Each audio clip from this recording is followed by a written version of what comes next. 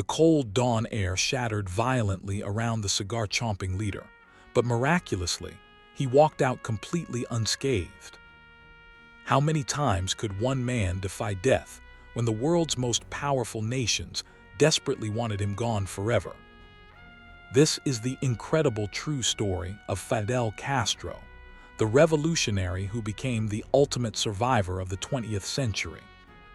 From small-town lawyer to international icon, his life was defined by rebellion and constant, looming threats of assassination.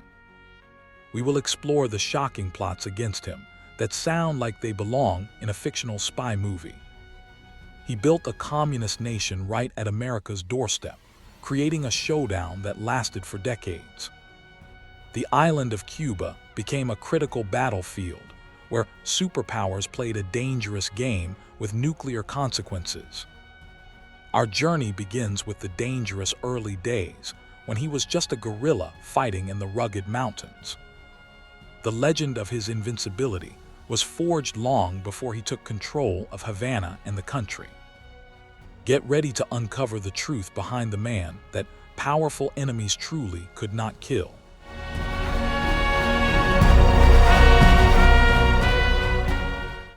Fidel Castro was born into wealth, but he quickly chose the difficult path of revolutionary politics and rebellion. He despised the corruption and inequality he saw in Cuba under the brutal dictatorship of Fulgencio Batista. His first bold attack on a military barracks ended in complete disaster, landing him behind bars for years. While in prison, he wrote, "History will absolve me," a powerful document that defined his political vision. After his release, he traveled to Mexico where he met key figures, including the legendary Che Guevara. Together, they planned a daring invasion, sailing back to Cuba with only 82 poorly equipped men. The landing was chaotic and deadly. Most of the original rebels were killed or captured immediately by government troops.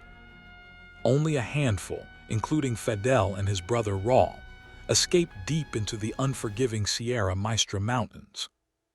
From that isolated hideout, they built a peasant army and launched a successful guerrilla war against the regime. By 1959, Castro's revolutionary forces marched victoriously into Havana, completely changing Cuban history forever.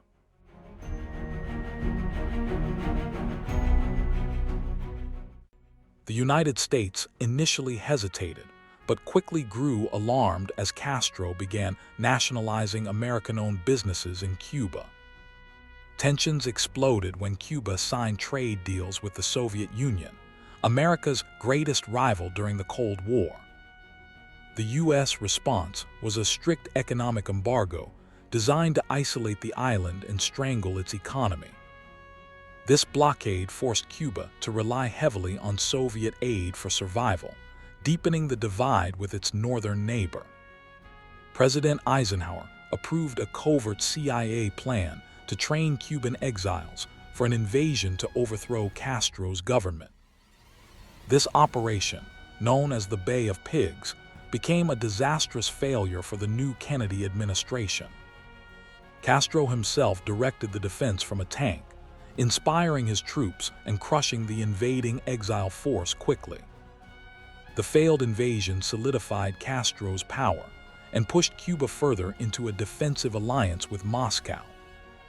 Soon, Soviet nuclear missiles were secretly installed on the island, triggering the terrifying Cuban Missile Crisis of 1962.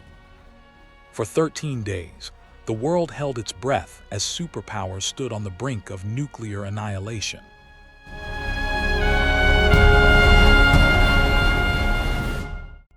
Having failed with military force, the CIA turned to unconventional and increasingly bizarre assassination plots against Fidel Castro. One infamous plan involved engineering a poison-filled cigar that would kill him as soon as he lit it. The complexity of sneaking such a device past his extensive security details doomed the crazy attempt to failure. Another strategy targeted his well-known love for spearfishing, by contaminating his diving suit with deadly bacteria. The poisoned suit was abandoned when a trusted intermediary failed to deliver the contaminated gear to the Cuban leader. There were also absurd ideas to ruin his public image, like putting thallium salts in his shoes to make his beard fall out. Agency officials hoped a beardless Castro would lose the support and respect of the highly superstitious Cuban people. These outlandish schemes highlight the desperate creativity of intelligence agencies trying to neutralize the problematic revolutionary leader. Every failed attempt only added to the growing mystical legend of Fidel Castro as an invincible survivor. But not all plots were cartoonish. Some very nearly succeeded through simple betrayal and cold, calculated opportunity.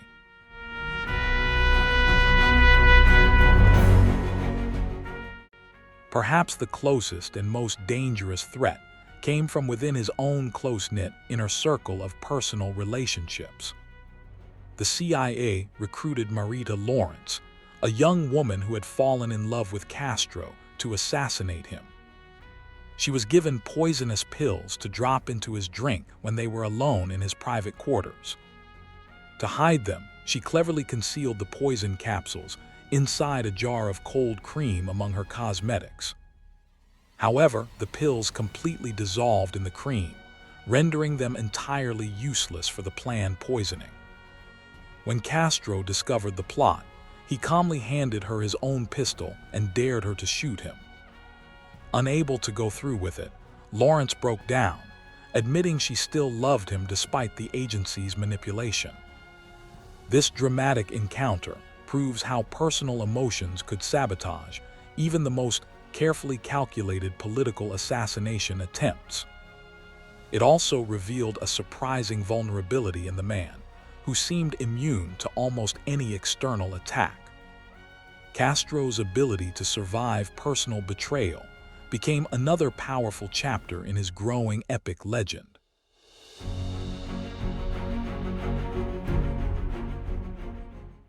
The CIA didn't act alone. They actively recruited underworld figures and mafia bosses who had lost their lucrative casinos. Mafia figures like Sam Giancana and Santo Trafficante Jr. were eager to regain their criminal empire in Cuba. They provided intelligence and attempted to use their remaining criminal connections on the island to execute a hit. Another well-documented plot involved placing a powerful explosive device under the podium where he was scheduled to speak. Agents planned to detonate the bomb remotely, while he addressed a massive crowd during a revolutionary anniversary rally. But alert Cuban security found the device just in time, neutralizing the threat before Castro ever reached the stage. His security detail became incredibly skilled at detecting these subtle plots and often operated several steps ahead. Castro constantly varied his routes, travel times, and even his sleeping arrangements to confuse any potential watchers. This obsessive level of security detail meant that attacking him directly required nearly impossible precision and inside information. Every time a strategic plot failed, it further convinced the Cuban public that Fidel was truly destiny's chosen leader.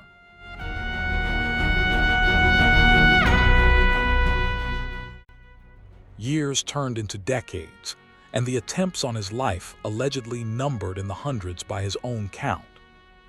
While other world leaders came and went, Fidel Castro remained the unchanging face of revolutionary Cuba for almost 50 years.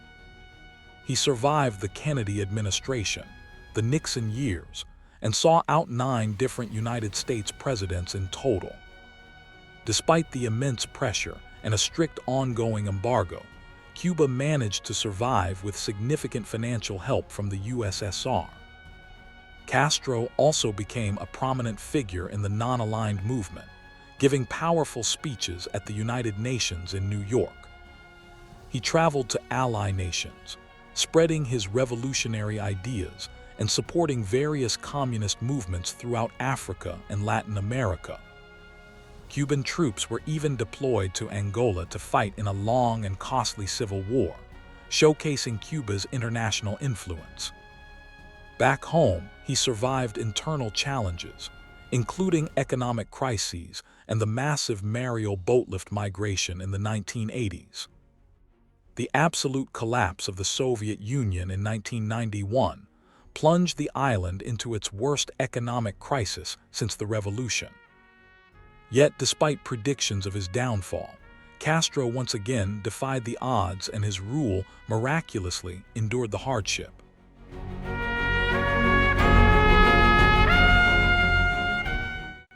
The story of Fidel Castro is not just about survival, but also about the dramatic transformation of Cuban society itself.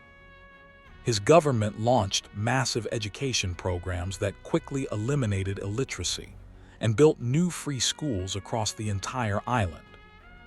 Cuba also developed a renowned universal healthcare system, providing modern medical care to all its citizens, regardless of wealth. But these achievements came at a very high cost, including the suppression of political dissent and tight state control. The centrally planned economy struggled with inefficiency, leading to chronic shortages of basic goods for the Cuban population. As Castro aged, the once energetic revolutionary face began to show the undeniable physical toll of 50 stressful years. His long, famous speeches became slightly shorter, and his public appearances grew significantly less frequent in the new century. A serious health crisis in 2006 finally forced him to temporarily step down and transfer power to his brother Raul. The man who had survived assassins was ultimately brought low by the simple, natural process of biological aging. In 2008, he officially retired as president, marking the true end of an incredible and unique historic political era.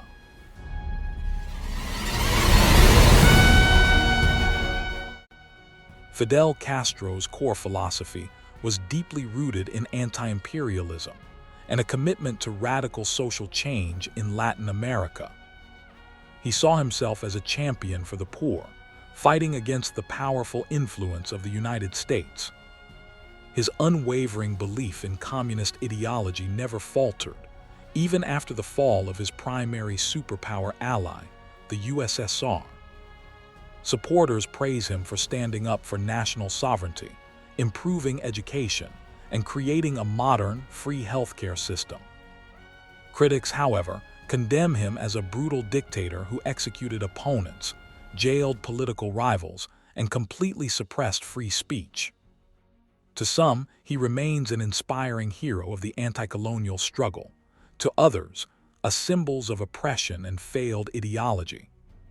His influence stretched far beyond the small Caribbean island, inspiring other revolutionary leaders across the globe. Even his enemies respected his intelligence, endurance, and his remarkable ability to navigate complex global political dynamics successfully. Fidel Castro was a man of extreme contradictions, leaving behind a complex and deeply polarized historical legacy. One cannot understand the 20th century without examining the life, philosophy, and incredible survival of this Cuban leader.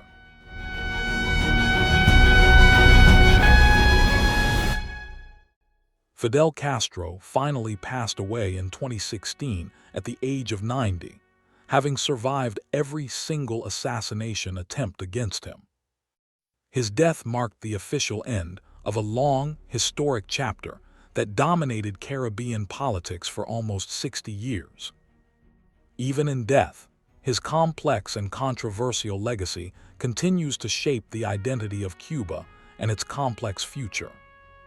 The island he governed for decades is slowly beginning to change, cautiously opening up to the rest of the world. His myth as the man they couldn't kill remains the defining characteristic of his incredible, controversial life story. Hundreds of plots failed because of luck, skill, bad planning, or sometimes simple personal intervention. We may never know the true number of times he truly cheated death through sheer luck or incredible paranoia. His survival serves as a powerful reminder of how one determined individual can defy history and global superpowers for decades. History has yet to decide how to ultimately judge Fidel Castro, but it can never forget his remarkable life story.